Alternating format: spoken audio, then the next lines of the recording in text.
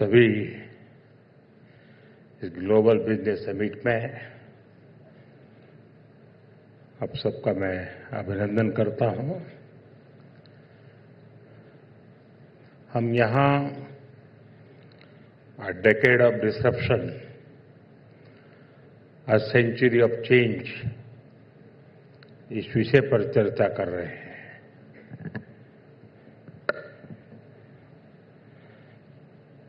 विनीत जी का भाषण सुनने के बाद मुझे लगता है कि मेरा काम बहुत सरल हो गया है।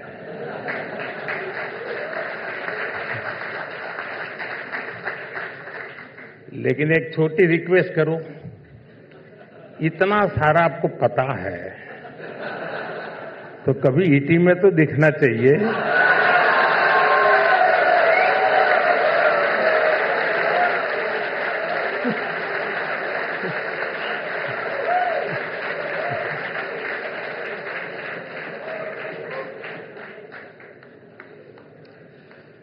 साथियों,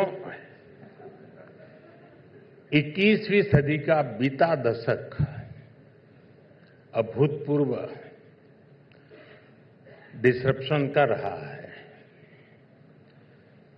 ग्लोबल पैंडेमिक, ग्लोब के अलग अलग हिस्सों में तनाव, युद्ध और ग्लोब के संतुलन को हिला देने वाले सप्लाई चेन ब्रेकडाउन्स। दुनिया ने एक दशक के भीतर काफी कुछ देख लिया। लेकिन साथियों, कहते हैं संकट के समय ही किसी देश के सामर्थ्य का पता चलता है।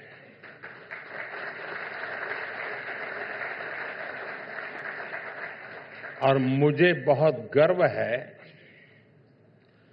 अनेक डिसरप्शन के बीच भी भारत के लिए ये दशक अभूतपूर्व डेवलपमेंट का रहा है, शानदार डिलीवरी कर रहा है और डेमोक्रेसी को मजबूत करने वाला रहा है।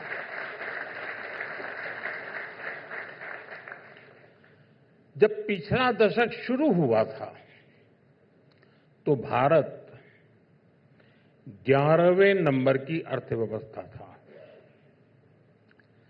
इतनी उथल-पुथल में पूरी आशंका थी कि भारत और नीचे चला जाएगा।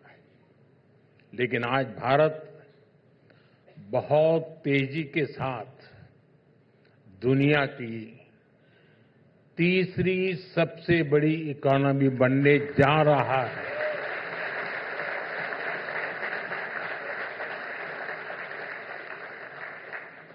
और आप जिस सेंचुरी ऑफ चेंज की बात कर रहे हैं, उसका बहुत बड़ा आधार, और ये मैं बहुत जिम्मेवारी के साथ कह रहा हूं, इसका बहुत बड़ा आधार भारत ही होने जा रहा है।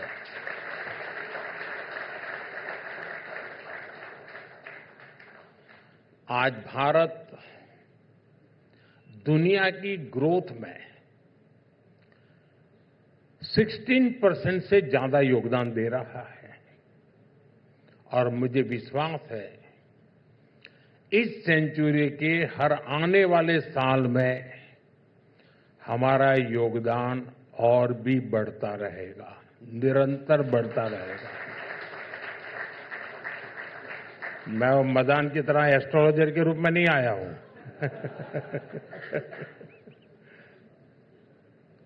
भारत दुनिया की ग्रोथ को ड्राइव करेगा, दुनिया की ग्रोथ का नया इंजन बनेगा। साथियों, दुनिया में सेकंड वर्ल्ड वॉर के बाद एक नई वैश्विक व्यवस्था बनी थी। एक नए वर्ल्ड ऑर्डर ने आकार लिया था। लेकिन 7 दशक के बाद वो व्यवस्था टूट रही है। दुनिया आज एक नए वर्ल्ड ऑर्डर की तरफ बढ़ रही है। आखिर ये क्यों हो रहा है? ऐसा इसलिए हुआ क्योंकि तब जो व्यवस्था बनी थी उसकी नींव वन साइज फिट्स ऑल इसी सोच पर टिकी थी। तब ये माना गया कि वर्ल्ड इकोनॉमी कोर में होगी, सप्लाई चेन्स मजबूत और विश्वसनीय हो रहेगी। इस व्यवस्था में नेशंस को केवल कंट्रीब्यूटर्स के रूप में ही देखा गया। लेकिन आज इस मॉडल को चुनौती मिल रही है। ये अपनी प्रासंगिकता खोता जा रहा है। आज हर देश को ये पता चल रहा है कि उसे अपनी रिजिलियंस खुद बनानी होगी। साथियों, आज दुनिया जिसकी चर्चा कर रही है उसको भारत ने 2015 में, आज से 10 साल से पहले 2015 में ही अपनी नीति का हिस्सा बना लिया था। 10 साल पहले जब नीति आयोग बना तो उसके फाउंडिंग डॉक्यूमेंट में ही भारत ने अपना विजन क्लियर कर दिया था। और विजन ये कि भारत किसी दूसरे देश से कोई सिंगल डेवलपमेंट मॉडल इंपोर्ट नहीं करेगा।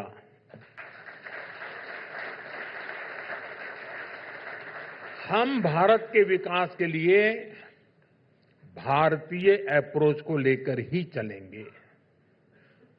इस नीति ने भारत को अपने हिसाब से, अपनी रिक्वायरमेंट के हिसाब से, अपने हित में फैसले लेने का आत्मविश्वास दिया।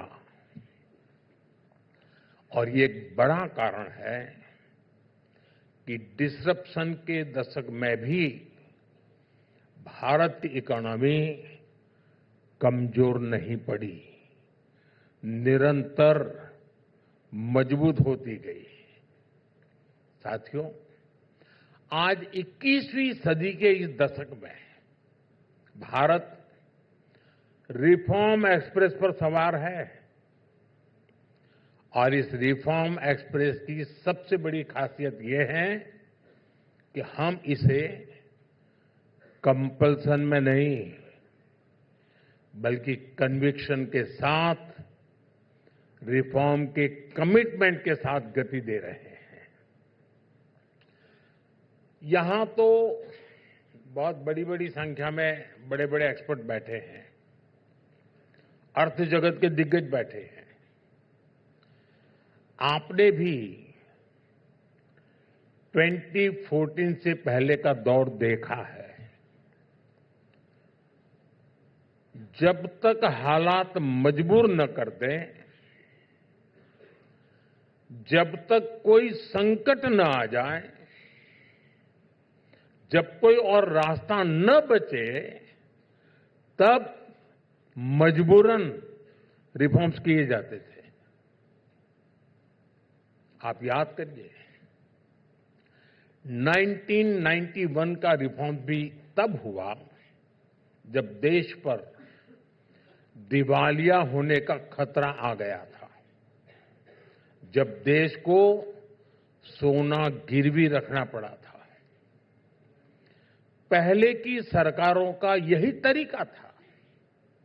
वो रिफॉर्म्स कंपल्सन में ही किया करते थे।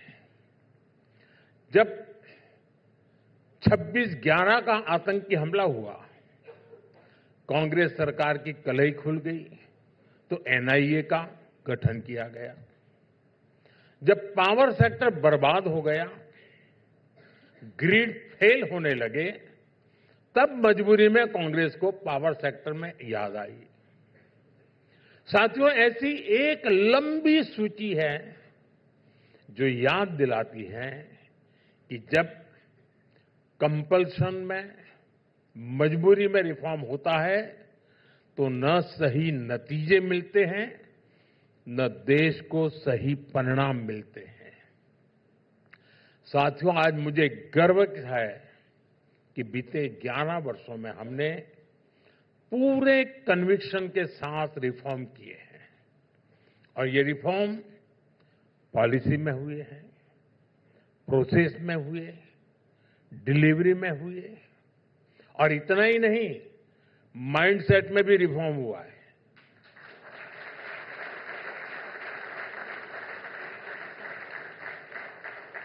क्योंकि साथियों, अगर पॉलिसी बदले लेकिन प्रोसेस वही रहे,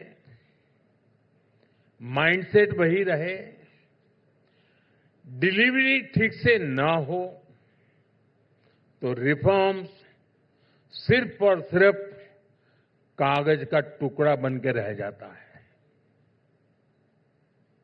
इसलिए हमने पूरे सिस्टम को बदलने के लिए ईमानदारी से कोशिश की है। साथियों, मैं प्रोसेस की बात करूं तो एक साधारण लेकिन बहुत जरूरी प्रोसेस है कैबिनेट नोट्स का। यहां कई लोगों को अंदाजा होगा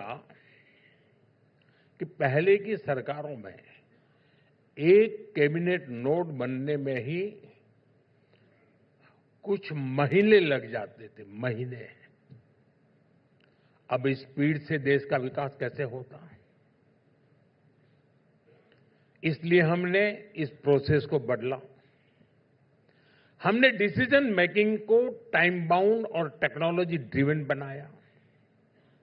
हमने ये तय कर दिया कि इस अफसर की टेबल पर ये कैबिनेट नोट इतने घंटे से ज्यादा रहेगा ही नहीं।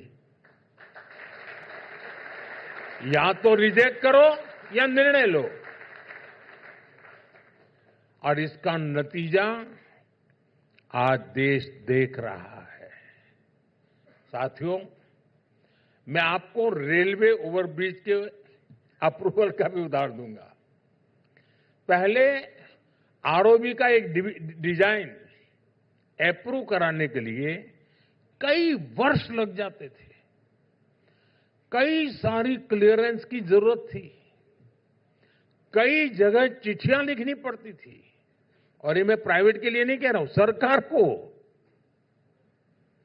हमने इसको भी बदला और आज देखिए कितनी तेजी से रोड और रेलवे इंफ्रास्ट्रक्चर बन रहा है। नितिन जी ने, विनीत जी ने बहुत विस्तार से इस बात को बताया। साथियों, एक बड़ा इंटरेस्टिंग उदाहरण बॉर्डर इंफ्रास्ट्रक्चर का है। अब बॉर्डर इंफ्रास्ट्रक्चर देश की सिक्योरिटी से जुड़ा हुआ होता है। आप कल्पना कर सकते हैं, एक समय था जब बॉर्डर एरिया में एक साधारण सी सड़क बनाने के लिए भी कुछ परमिशन दिल्ली से लेनी पड़ती थी। जिला स्तर पर निर्णय लेने के, यानी इसके सामने एक प्रकार से उसको कोई अधिकार ही नहीं थे, दीवार ही दीवार थी, वो निर्णय नहीं कर सकता था। और इसलिए तो दशकों बाद भी हमारे देश में बॉर्डर इंफ्रा इतना बेहाल रहा। 2014 के बाद हमने इस प्रोसेस में भी रिफॉर्म किया। हमने स्थानीय प्रशासन को एम्पावर किया और आज हम देश के बॉर्डर इंफ्रास्ट्रक्चर को तेजी से डेवलप होते देख रहे हैं। साथियों, बीते दशक में भारत के जिस रिफॉर्म ने दुनिया में हलचल मचा दी है वो है यूपीआई, भारत का डिजिटल पेमेंट सिस्टम। ये सिर्फ एक ऐप नहीं है, ये पॉलिसी, प्रोसेस और डिलीवरी के एक शानदार कन्वर्जेंस का प्रमाण है।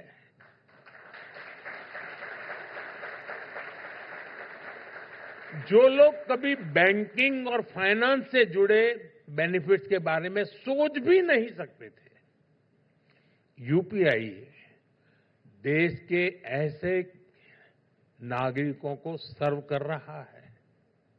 ये जो डिजिटल इंडिया है, डिजिटल पेमेंट सिस्टम है, जनधन, आधार, मोबाइल की ट्रिनिटी है, ये रिफॉर्म किसी कंपल्सन से नहीं हुआ है, ये हमारा कन्विक्शन था। और कन्विक्शन ये था कि जिन लोगों तक पहले की सरकारें कभी नहीं पहुंची, हमें ऐसे नागरिकों का इंक्लूजन करना है। जिसे कोई नहीं पूछता, उसे मोदी पूछता है।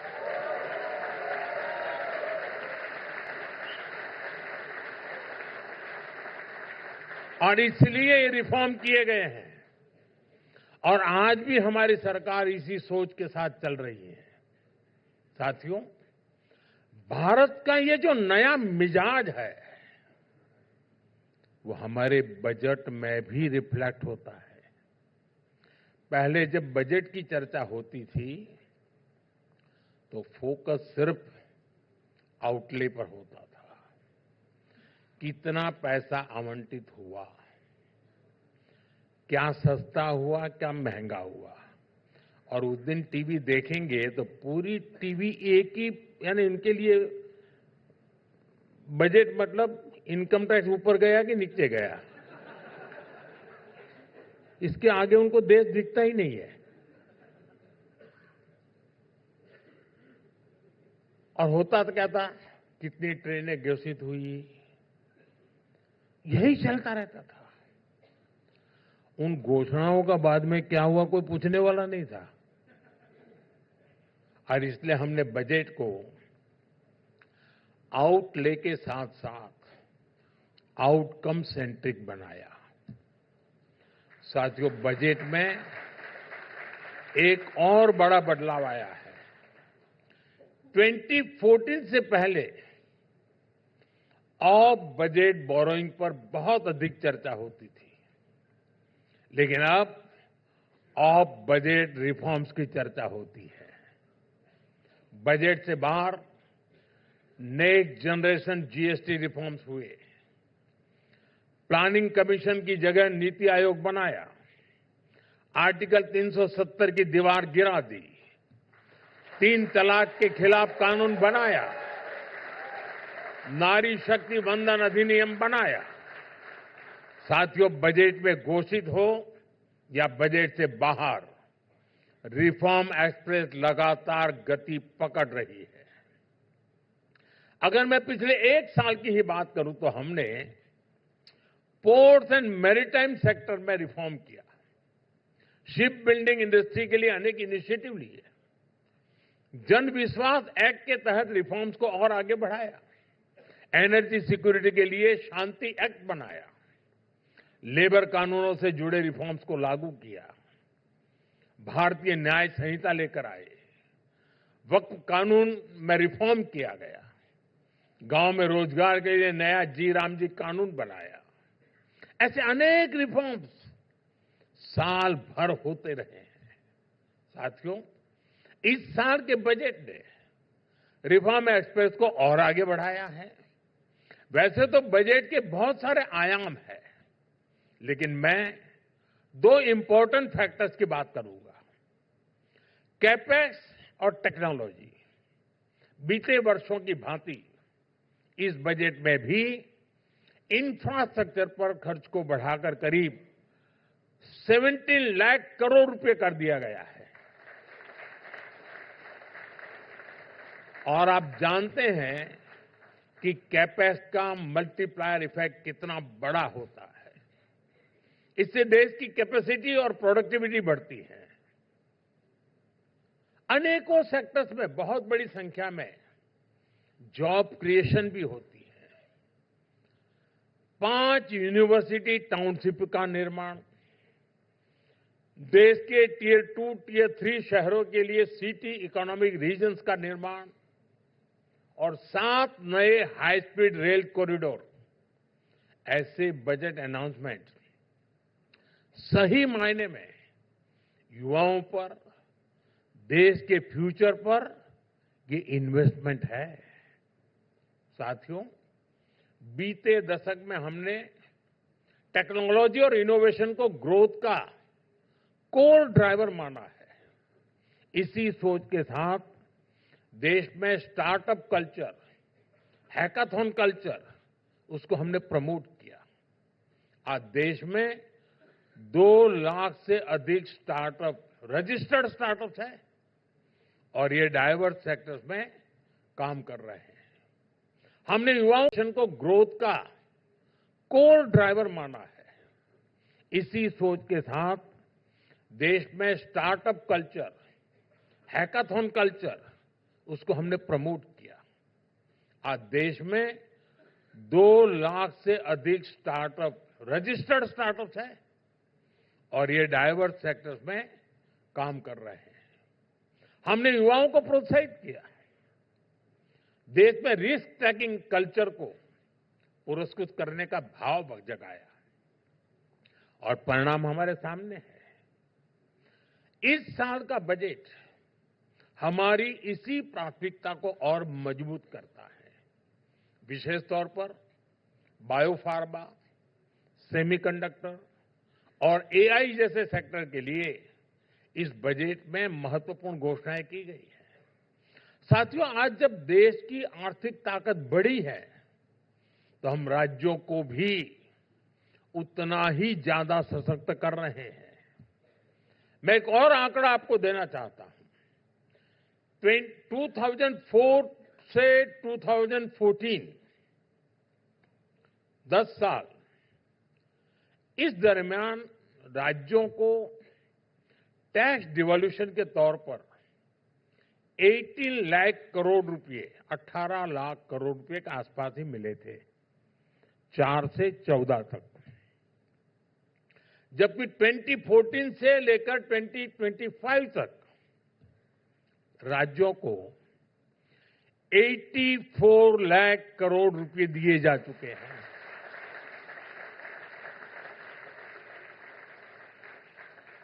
अगर मैं इस साल बजट में प्रस्तावित लगभग 14 लाख करोड़ का आंकड़ा और जोड़ दूं तो हमारी सरकार में राज्यों को टैक्स डिवोल्यूशन के करीब 100 लाख करोड़ रुपए मिलने तय हुए हैं।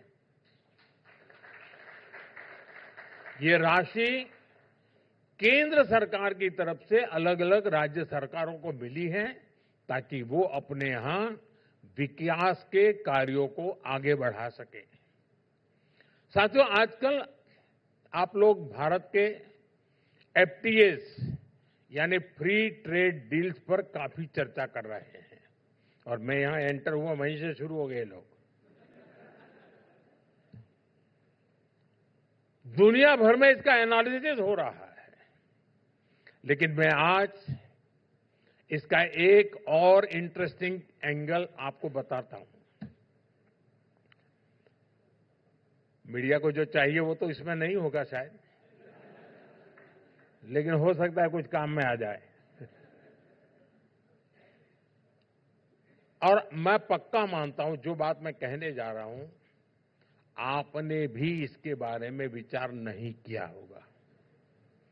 क्या आपने कभी सोचा है कि आज इतने सारे विकसित देशों के साथ फ्री ट्रेड डील्स हो रहे हैं, क्या यही काम 2014 से पहले क्यों नहीं हो पाए? देश वही, युवा शक्ति वही, सरकारी सिस्टम वही, तो बदला क्या?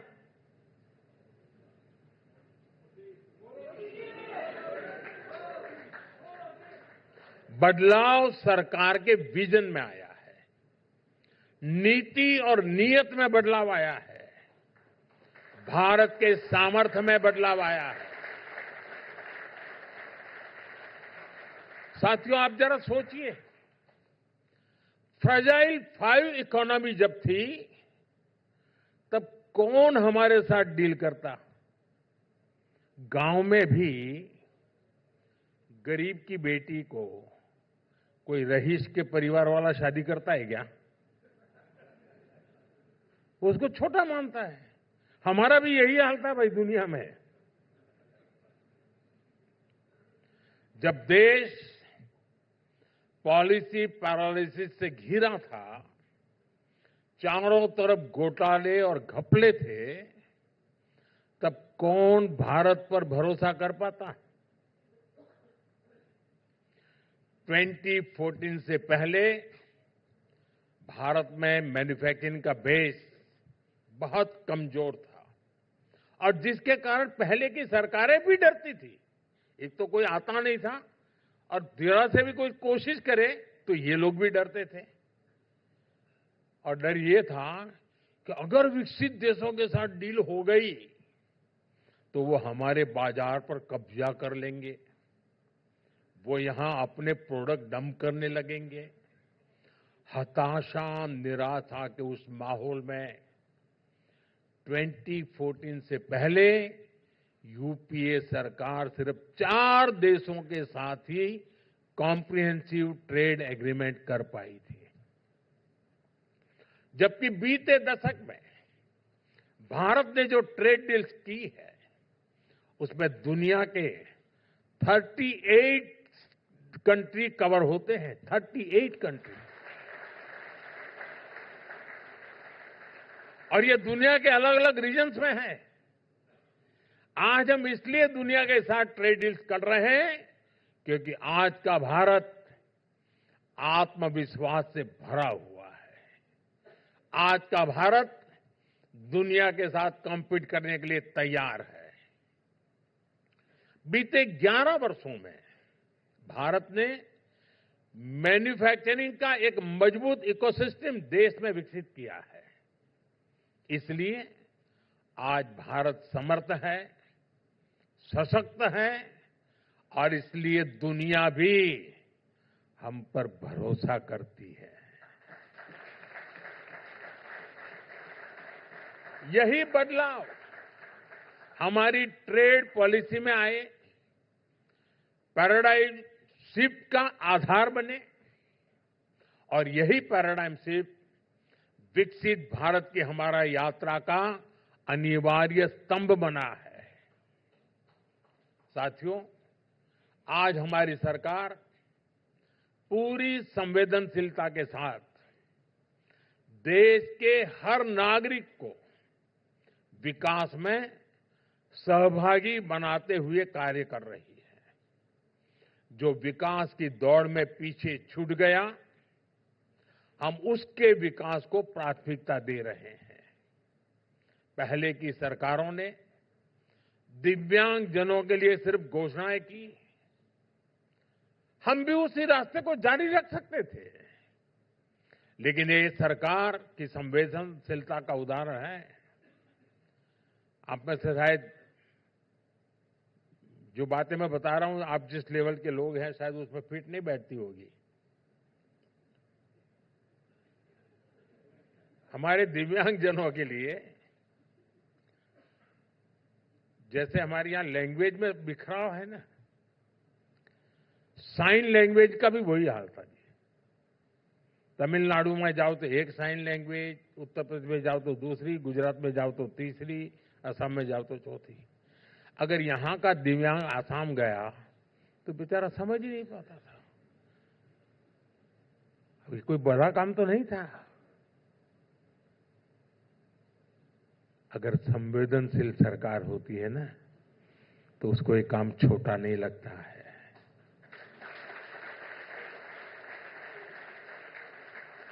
और देश ने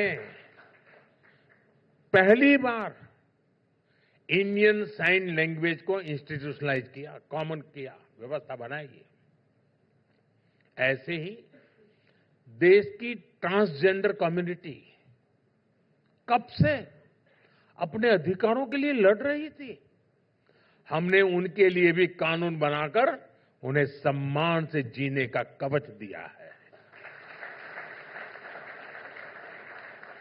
बीते दशक में ही देश की करोड़ों बहनों को 3 तलाक की कुरीति से मुक्ति मिली। लोकसभा और विधानसभा में महिलाओं के लिए आरक्षण पक्का हुआ। साथियों, आज सरकारी मशीनरी की सोच भी बदली है, उसमें संवेदनशीलता आई है। सोच का अंतर क्या होता है, ये हम जरूरतमंदों को मुफ्त अनाज देने वाली स्कीम में भी देखते हैं। विपक्ष के कुछ लोग हमारा मजाक उड़ाते हैं और कुछ अखबारों में जरा छपता भी ज्यादा है।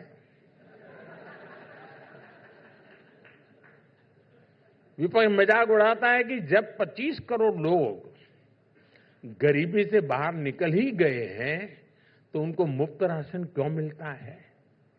अजीबोगरीब सवाल है। अगर आप बीमार हैं, अस्पताल में गए और अब अस्पताल से आपको छुट्टी मिली तो भी डॉक्टर कहता है कि 7 दिन तक ये संभालना, 15 दिन तक ये संभालना। कहता है कि नहीं कहता है। गरीबी से बाहर निकले हैं, लेकिन ये सवाल पूछ रहे हैं कि निकले हैं तो फिर अनाज क्यों देते हो।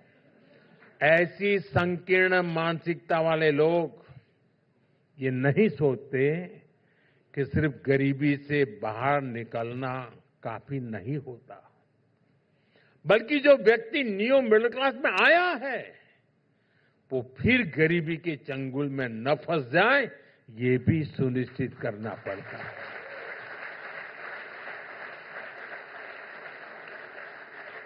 इसलिए उसे आज अनाज मुफ्त की सुविधा मिल रही है, आवश्यक है। बीते वर्षों में केंद्र सरकार ने इस योजना पर लाखों करोड़ रुपए खर्च किए हैं। इससे गरीब और न्यू मिडिल क्लास को बहुत बड़ा संबल मिला है। साथियों, सोच का एक और फर्क हम अपने आसपास भी देखते हैं। कुछ लोग हैं जो कहते हैं कि ये मोदी 2047 की बात क्यों करता है। 2047 में विकसित भारत बनेगा नहीं बनेगा, किसने देखा। हम रहे या न रहे उससे हमारा लेना देना क्या है। अब देखिए, ये सोच है और ये बड़े बड़े लोगों की सोच है, ये कोई मैं अपने शब्द नहीं बता रहा हूं। साथियों, जिन लोगों ने आजादी के लिए लड़ाई लड़ी, लाठियां खाई, काला पानी की सजाएं पड़ी, फांसी के तख्त पर चढ़ गए, अगर वो भी यही सोचते कि आजादी पता नहीं कब मिले, हम क्यों आज आजादी के लिए लाठी खाए, तो सोचिए क्या उस सोच के साथ देश कभी आजाद हो पाता क्या।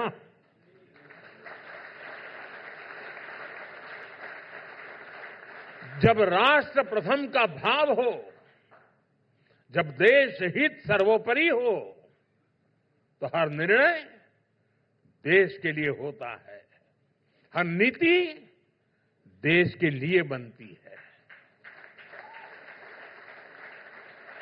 हमारी सोच स्पष्ट है, विजन साफ है। हमें देश को विकसित बनाने के लिए निरंतर काम करना है।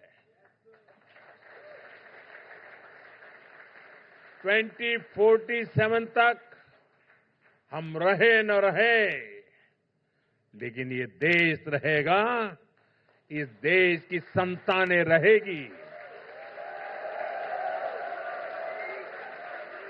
इसलिए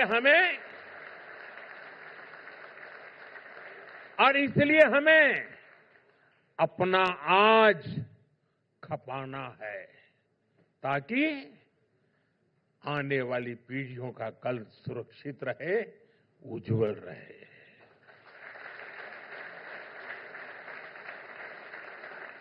मैं आज अपनी आज बो रहा हूं क्योंकि कल पीढ़ी को फल खाने को मौका मिले। साथियों, दुनिया को अब डिसरप्शन के साथ जीने के लिए तैयार रहना होगा। समय के साथ इनके नेचर में बदलाव आएगा, लेकिन ये तय है कि अब व्यवस्थाएं बहुत तेजी से बदलेगी। एआई से जो डिसरप्शन हो रहे हैं वो तो आप देख ही रहे हैं। आने वाले समय में एआई और भी क्रांतिकारी बदलाव लेकर आने वाली है। भारत इसके लिए भी तैयार है। कुछ ही दिनों में भारत में ग्लोबल एआई इम्पैक्ट समिट होने जा रही है। दुनिया के अनेक देश, दुनिया भर के टेक लीडर्स इस समिट में हिस्सा लेने के लिए भारत आ रहे हैं।